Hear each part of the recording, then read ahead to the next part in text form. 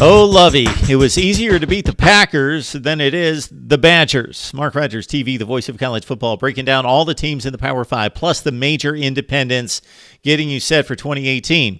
We are just a couple days away. We have finally made it to the Big Ten, so we've knocked out the Pac-12, the Big 12, the SEC, and the ACC. Please check out those videos for our predictions and leave your predictions on all the videos. So when we knock out LSU, look at the LSU video and then give us your prediction on the LSU Tigers and everyone else. Illinois is up 2-10, 0-9 in conference play last year. They lost their last 10 consecutive games. Lovie Smith went to 2 NFC championship games with the Bears. He went to the Super Bowl.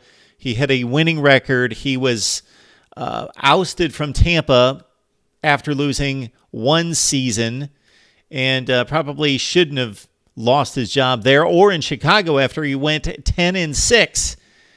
He's come to Illinois to save the program, and he's not doing much saving quite yet. All right.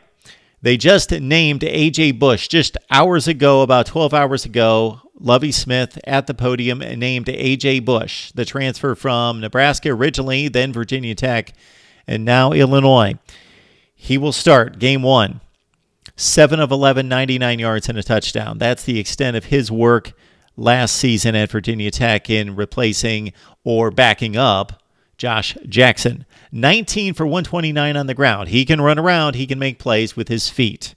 A.J. Bush, he should be an upgrade over what they had last year with Cam Thomas. No interceptions or no touchdowns. 5 interceptions as Jeff George has moved on. So there's little or nothing behind A.J. Bush, basically, and so he needs to perform and give this offense some life.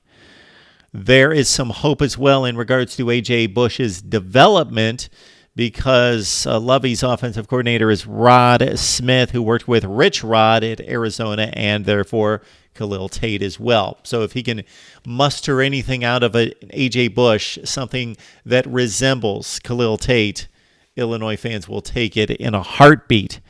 In the running game, you've got Rayvon Bonner, who ran 67 times last year for 3 yards per carry. You know I'm a big stickler for this in the running game in college football.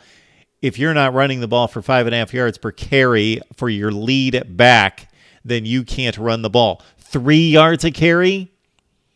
In the 1950s and 60s NFL, that was horrible. 3 yards a carry, 4 touchdowns for Bonner. Okay, Mike Epstein a little bit better, quite a bit better. 6.1 yards per carry, 346 on the ground, and 3 touchdowns. So between those two backs, there might be a little bit of hope there that they can move the ball on the ground. Okay, receiving the ball from A.J. Bush will be Ricky Smalling. He's the leading receiver coming back, 31 catches, 2 touchdowns. You also have Mike Dudek.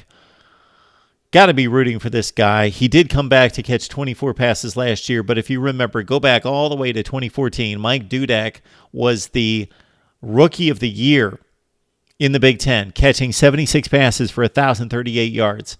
What he's done since then is, unfortunately, stayed on the sideline or in a hospital, in a medical room somewhere. He's blown out his knee twice. Mike Dudek looking to make a comeback. Just for him to be on the field and producing at 24 catches last year, remarkable.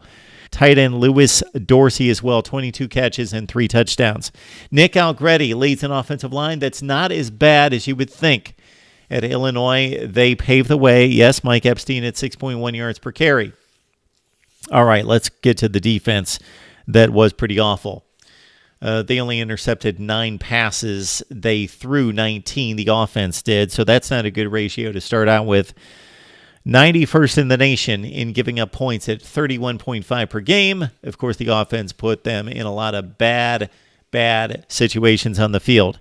NFL fans, this is a good coaching staff to follow. Hardy Nickerson is the defensive coordinator, and the new defensive backs coach is Gil Byrd. 2 very successful players in the NFL that we watched growing up. Or maybe a little bit older, not necessarily growing up. Okay, if you're rating havoc plays, and these are very important to any defense in college football or football period.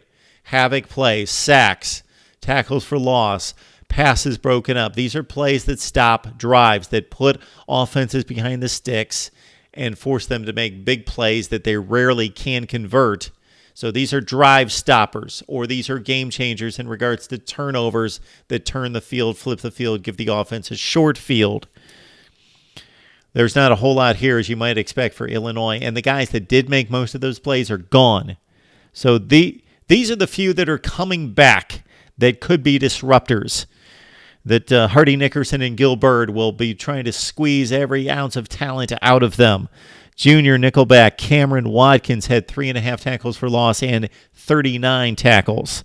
Sophomore defensive end Bobby Roundtree, 50 tackles, 4 tackles for loss, 4 sacks. Good number there. Sophomore free safety Bennett Williams, 3 picks, 64 tackles. And Tamir Oliver, he's a junior tackle, 4.5 tackles for loss and 3 sacks.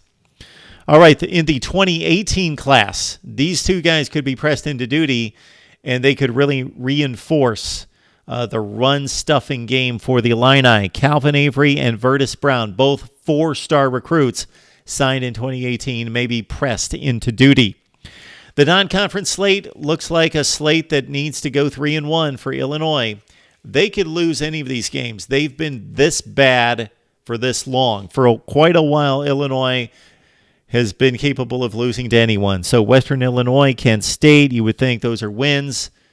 South Florida, though, that's going to be obviously a difficult game in Soldier Field for the Illini. They went and lost in Florida to the Bulls last year. They were trounced in that game in the second half. But let's say they go 2-1 in those games. They lose the game that they should lose to South Florida and win the other games. In the Big Ten Eastern Division, Penn State, Rutgers, Maryland, so not a bad draw. Almost a sure loss to the Nittany Lions. They've got a chance of defeating either Rutgers or Maryland or both. I say they get 1. So Lovie, there's a tiny bit, baby step of improvement here. 1 win in the Big Ten, 3 overall. That's my take on the Illini of Illinois. Would love to hear what you have to say. Leave your comments and your predictions down in the comment section. Like, subscribe, and of course comment right here at Mark Rogers TV, the voice of college football. We will continue on with the rest of the Big Ten West.